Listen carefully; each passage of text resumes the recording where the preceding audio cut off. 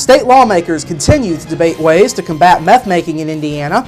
We'll have a local legislator's perspective, plus we'll visit with Jasper Mayor Terry Seitz in this week's Monday with the Mayor conversation, and Nancy Eckerly discusses the Jasper Chamber's Home Expo tonight on Inform. All of that and much more is up next here on the 18 WJTS News.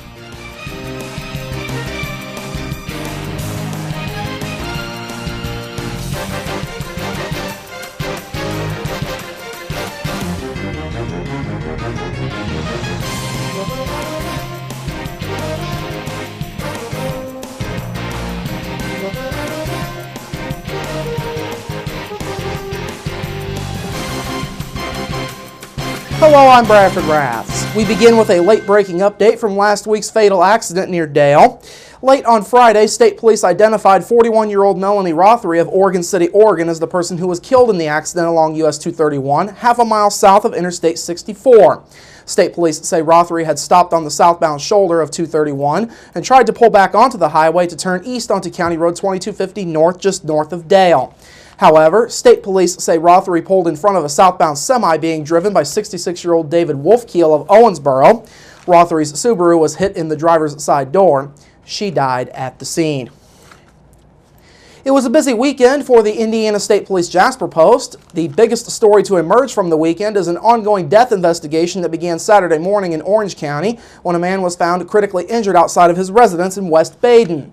At around 11:30 Saturday morning, Indiana State Police troopers and Orange County Sheriff's deputies were called to a residence in the 5400 block of West County Road 100 North in West Baden. There, police and family members found 30-year-old Franklin McCracken inside with unknown injuries. State police say McCracken was flown to University of Louisville Hospital where he died from those injuries. Now, authorities say they are still waiting for the results of McCracken's autopsy along with toxicology tests. As mentioned, this investigation is still ongoing. Anyone who has any information on what happened should call the Indiana State Police Jasper Post at 482-1441. The debate over how to fix the ongoing problems with meth labs in Indiana continues as legislators hope that tighter regulations is part of the answer.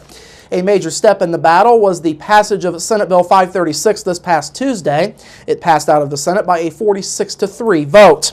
The major issue has centered around the availability of pseudoephedrine to meth makers. Pseudoephedrine, which is often found in over-the-counter cold medicine, is one of the key ingredients in the meth-making process. Now, Senate Bill 536 cracks down on those people who have drug-related felonies.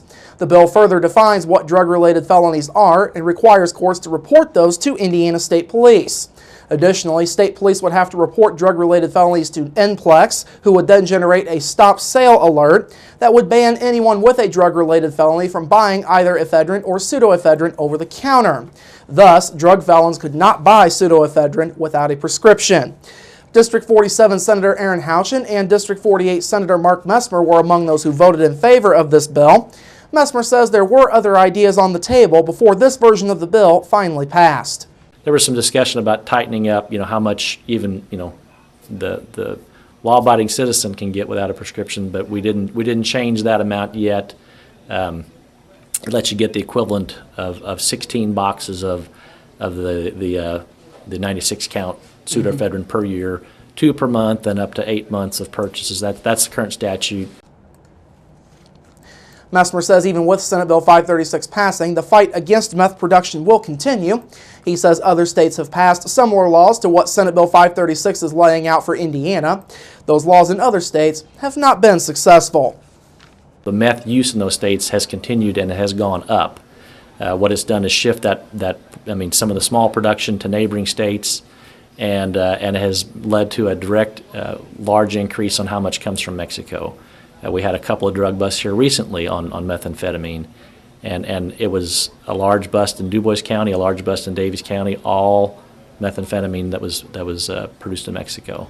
So it's just shifted where the product is coming from. The bill is now in the House awaiting a vote. House leaders say the idea of making pseudoephedrine a prescription-only drug for everyone is still on the table, as the House debate will likely revolve around how to effectively curb meth production in Indiana in light of several other efforts to do so that have failed. And finally tonight, efforts to continue the preservation of the Mother of God Grotto at Jasper's Cathedral Healthcare Center got underway late last week. Friday night, the Friends of the Grotto kicked off a month-long silent auction at the Du Bois County Museum. The group is auctioning off 85 paintings done by the late Father Thaddeus Stutzko to raise money for keeping the grotto in good condition. Father Thad was the administrator at the then Providence home from 1972 until 1995 when Father Angelo Quadrini succeeded him. Father Thad passed away in 2008 at the age of 93. Irene Kopp is leading the effort to auction off the paintings. She says, though she isn't sure how this all came together for her, everything has turned out well. People say, would you do it again? Yes, I'd do it again. Divine intervention, I think. I don't know. I don't have an answer for why me. I don't know why I did this. It's just, I think it was a calling. Something called me to say, take care of Father Thad's artwork. Now, several area artists and art educators showed up on Friday night to see the works. Myra Sheeter was among the artists on hand. Sheeter says among many things that one can learn from Father Thad's art, there is one lesson in particular that stands out. Put your heart and soul into whatever you're doing. That's always the best advice, and Father Thad's work just shows that very well. Put your heart and soul into it. You'll have fun at it, and you'll turn out some very interesting stuff. Former Jasper High School Fine Arts Department Chairman Tom Schum also stopped by. Schum, who spent 35 years at JHS before retiring in 2002, says the artwork was part of the great legacy that Father Thad created. I would encourage students to stop by and see what he was doing and to talk with him if they had an opportunity. He was a very gentle man, easy to talk to, and always welcomed everyone that came into the Providence home, and just made it easy to be around. Just a wonderful man. The silent auction will continue through Sunday, March 15th at the Du Bois County Museum. Final bids will be taken at 3 o'clock that afternoon. The grotto, which is located along Bartley Street behind Cathedral Healthcare Center, was completed in 1970 after 10 years of work. It was built by Father Philip Ottavi. All right, coming up next, Terry Seitz joins me for Monday with the Mayor, and later on, another winter storm is on the horizon and what you need to know about this weekend's Jasper Home Expo. We're back after this.